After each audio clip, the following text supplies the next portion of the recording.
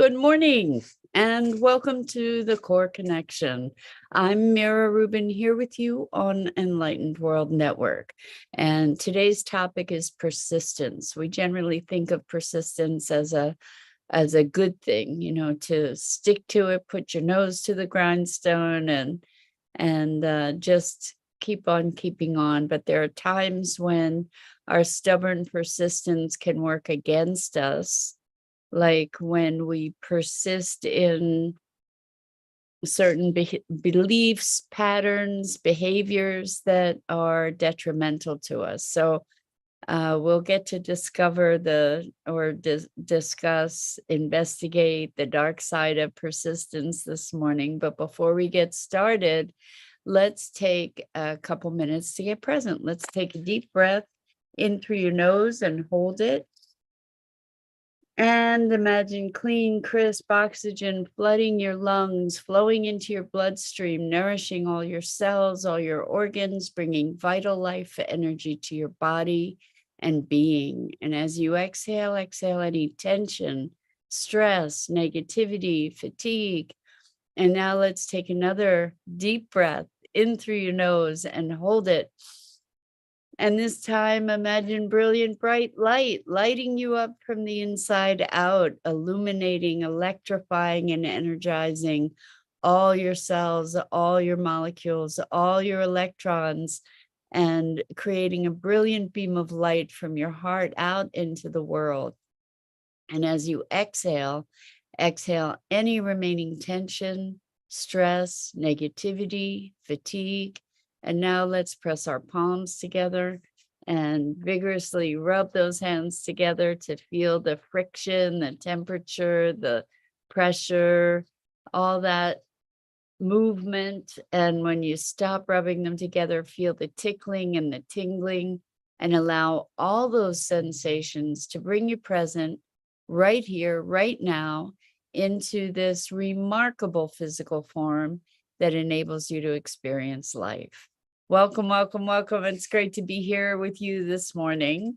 And our topic today is, it just totally went out of my mind, persistence. Our topic today is persistence. So as we think of persistence,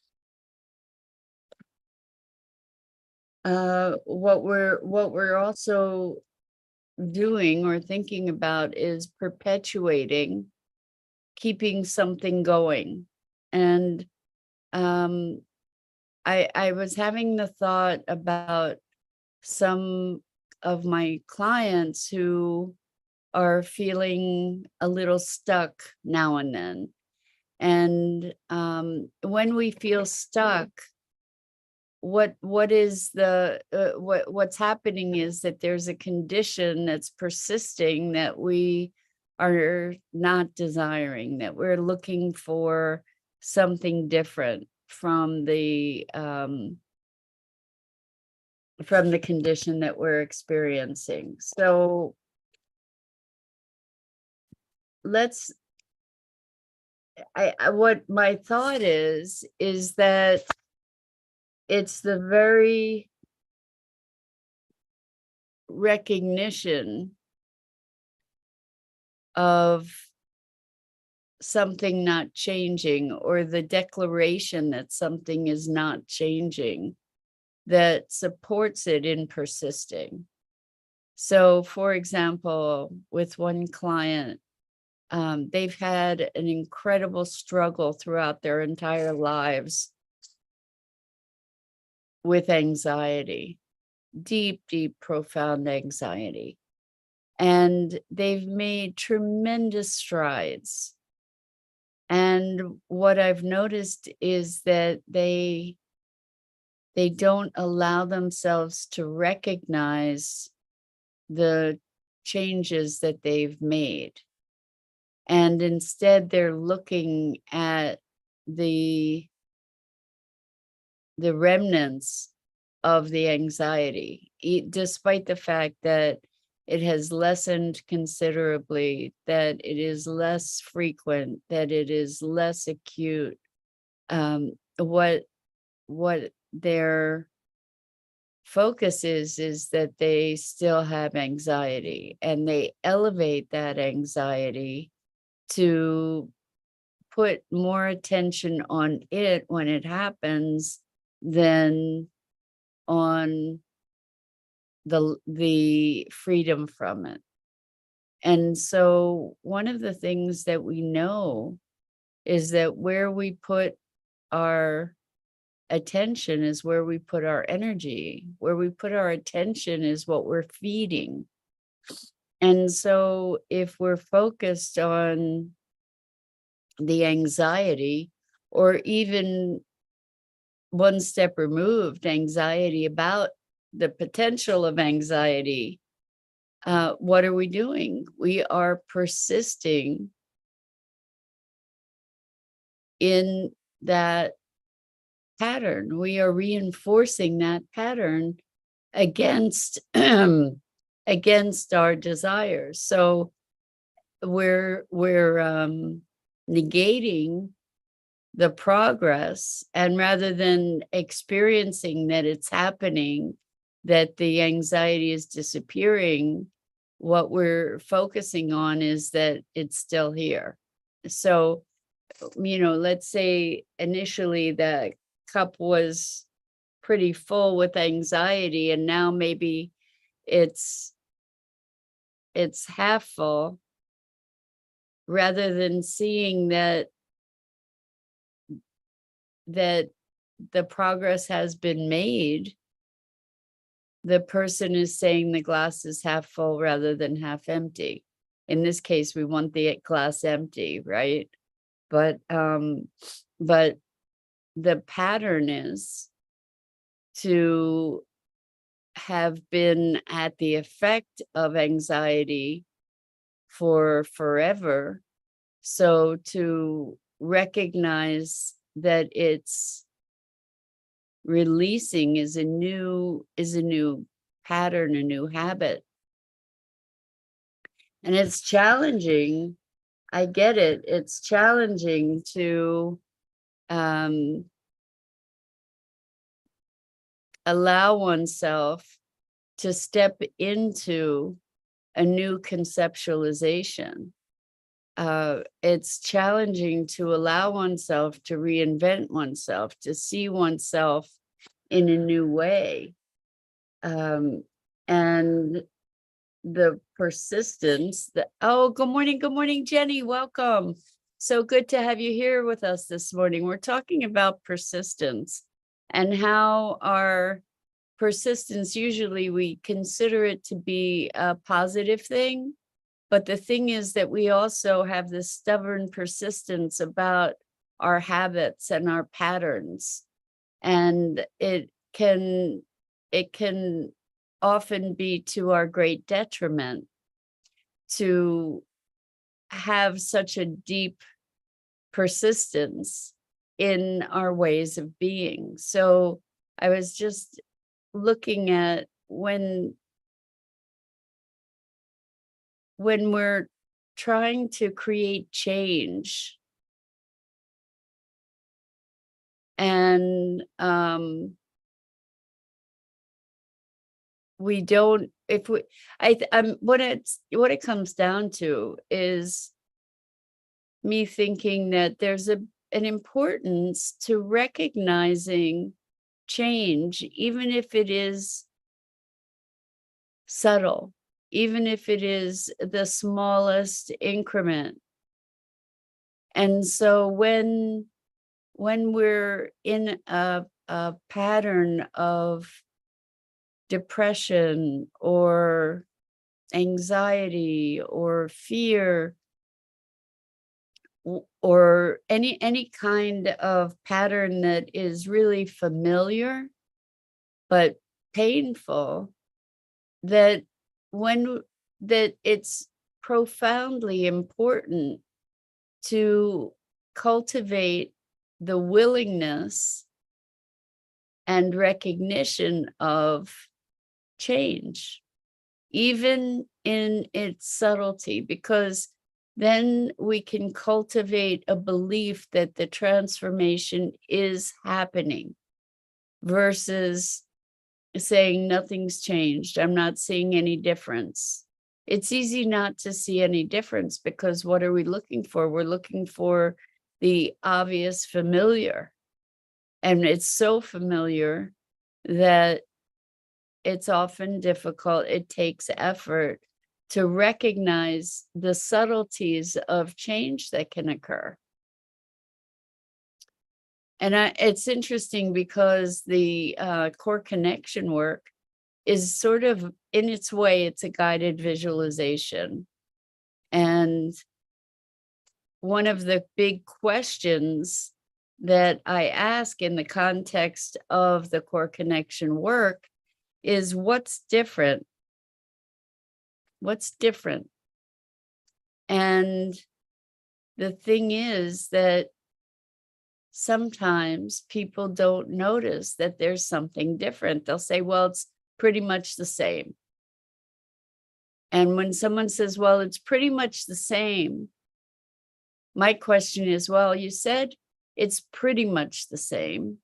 So that means that there's something different, even though it might be really subtle. What do you notice that's different? And more times than not, they come back with noticing that something's different. And I think that this is the case with ourselves, with change in our own experience, is we tend to say, no, nothing's changed. It's the same. For instance, when we do a lot of work on something and then life occurs and it comes back around and we're faced with what looks like the same thing that hasn't changed. And what I say to people is, we're on a spiral of change. It can't not be different because you're different. It can't be the same because this isn't the same moment.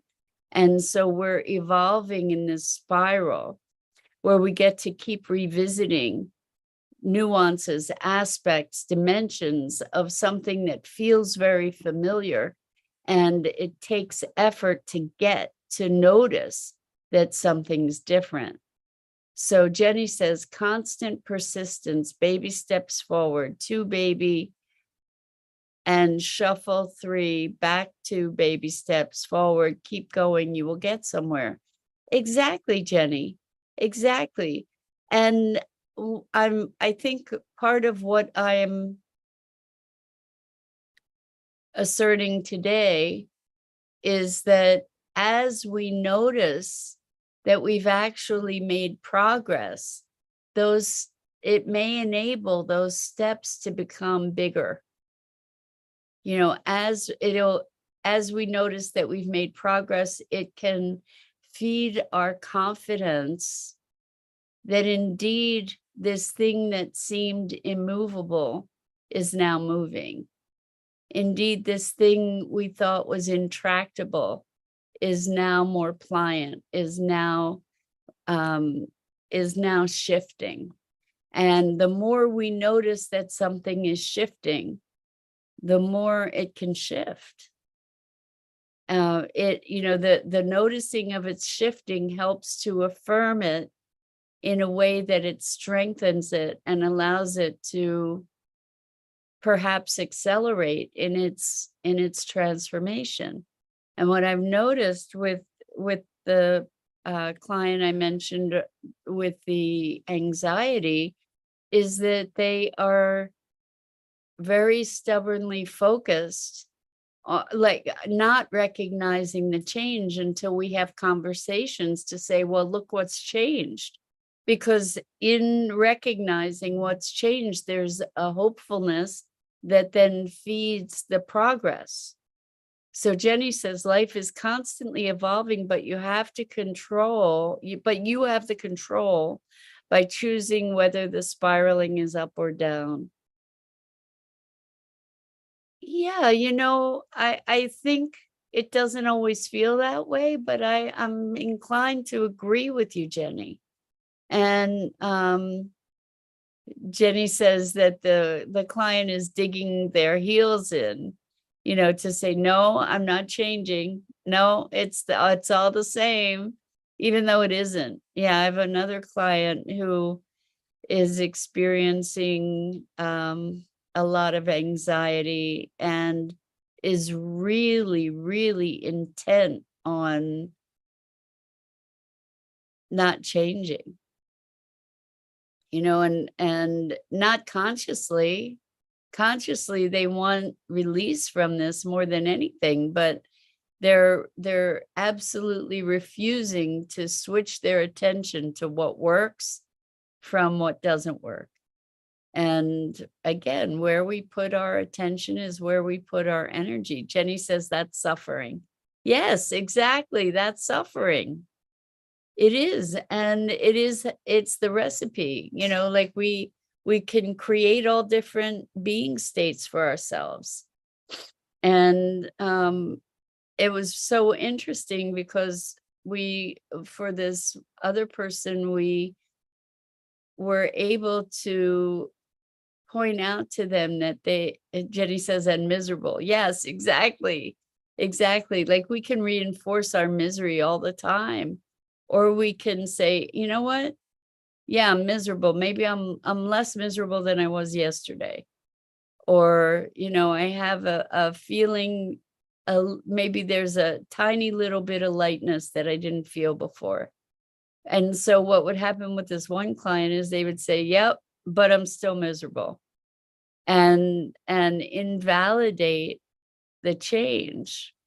And I think that in this process of transformation, the recognition is so important. The recognition is a big part of the healing, because along with the recognition that something has changed is the recognition and acknowledgement that the whole circumstance can change, that the whole experience can change, and in fact is in the process of changing.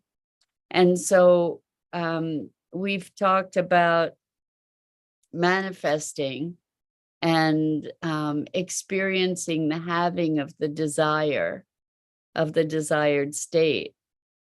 And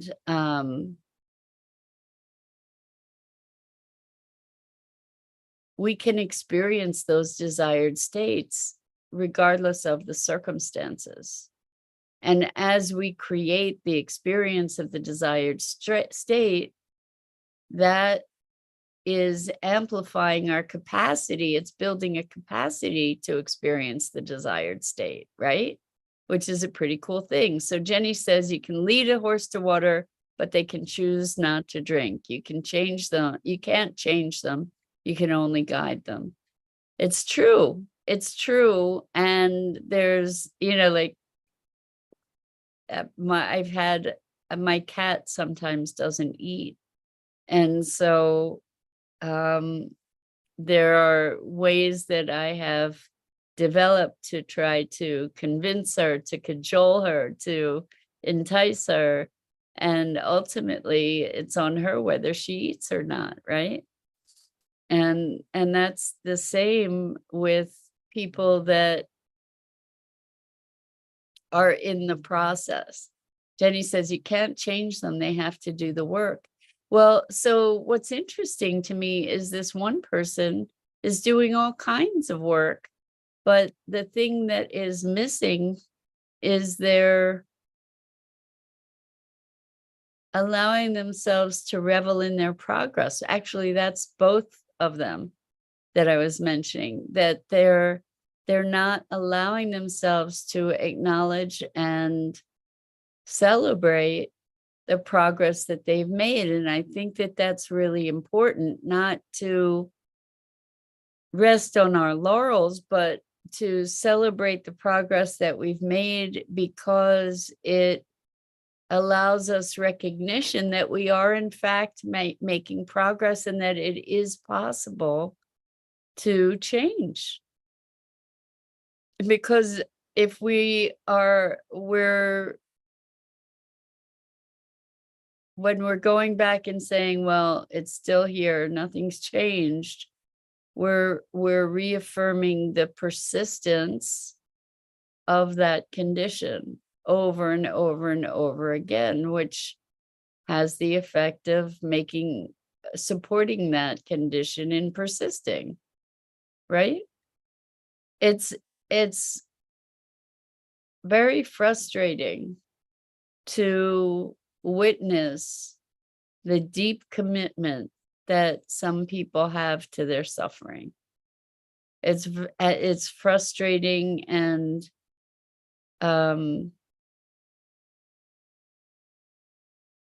painful to see people have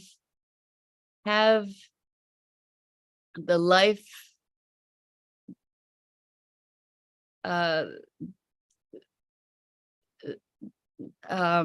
the life preserver be right there for them, right there, like bumping into them, and not able or not aware enough to just reach out for it. Jenny says no movement.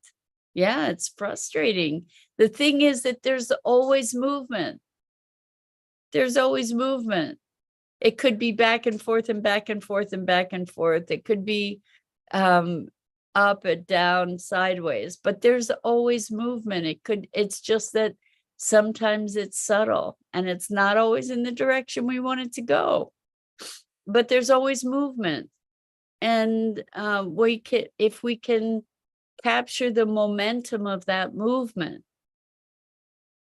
then we can utilize it.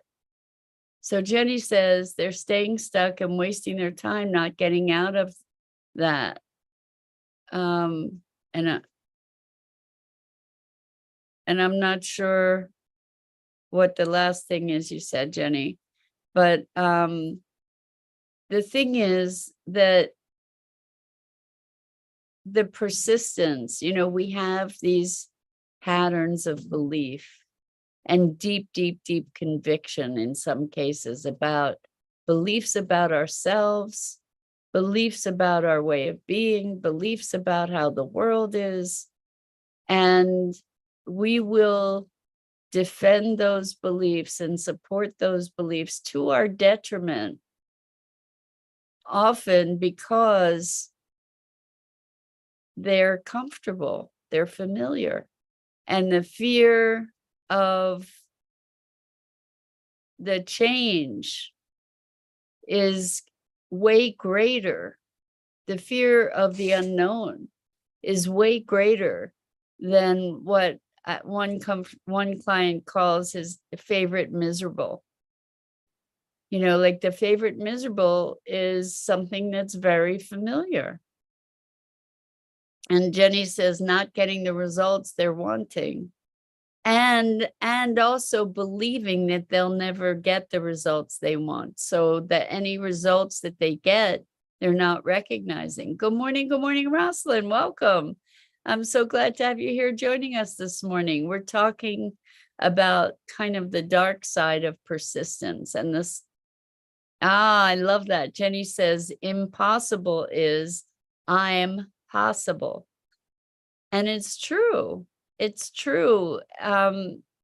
When we can allow ourselves to recognize, and this is the big tough part sometimes, that reality is fluid, that our experience is fluid and dynamic, that change is always occurring, even if it's occurring on a subtle level, that if we could harness that momentum, we could create transformation for ourselves.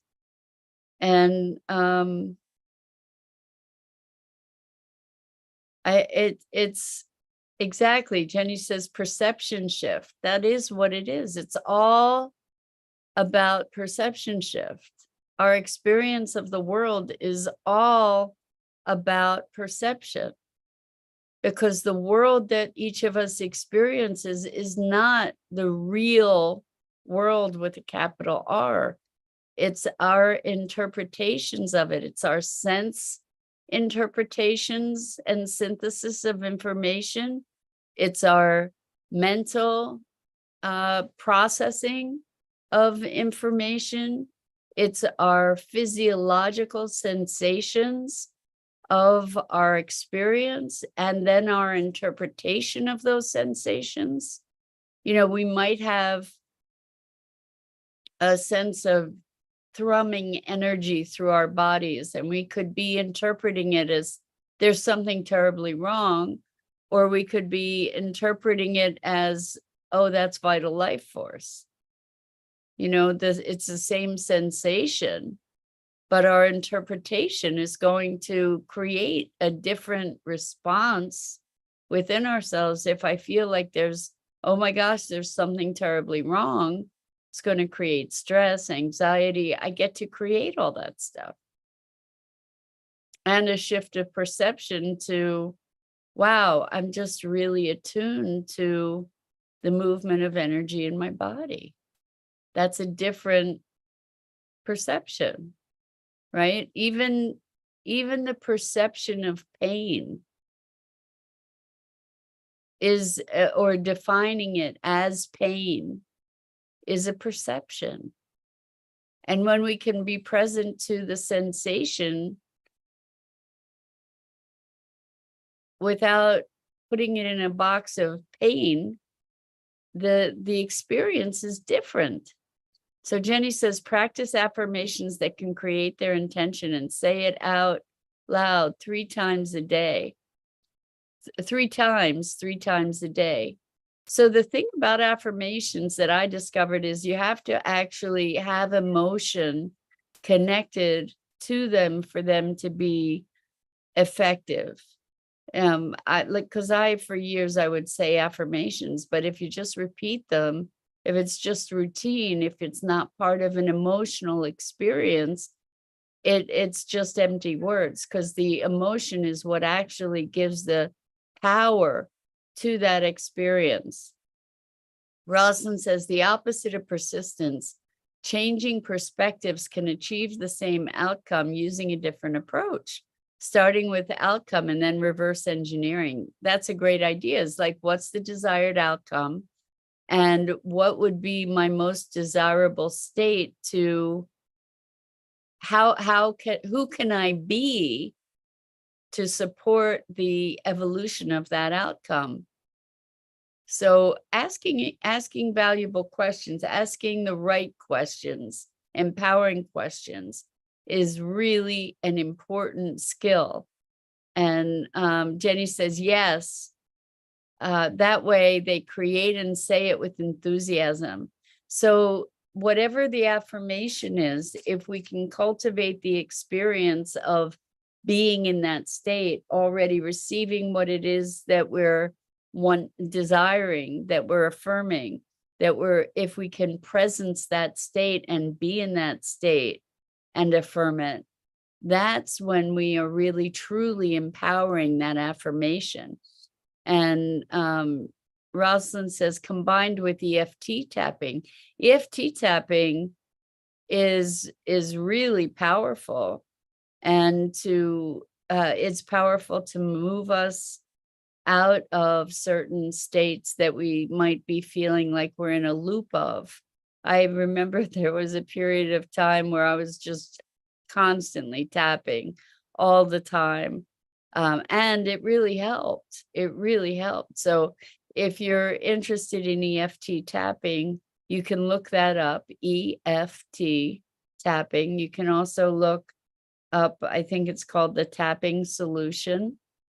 There's a big company that does all kinds of stuff with tapping, and they have a lot of free resources and meditations available too. So I think that's it for this morning, folks. We were talking about how persistence isn't always working in our favor. We get to look at shifting our commitment. Jenny says, I did 1 year ago. Mine was that I was the best pizza delivery chick and money flowed to me with ease. That's awesome, Jenny. Love it. Love it. Anyway, I'm Mira Rubin. This is The Core Connection, and I go live here each weekday morning on the Enlightened World Network Facebook page and YouTube channel. And it's such a pleasure and privilege to be with you. And until next time, so, so, so much love.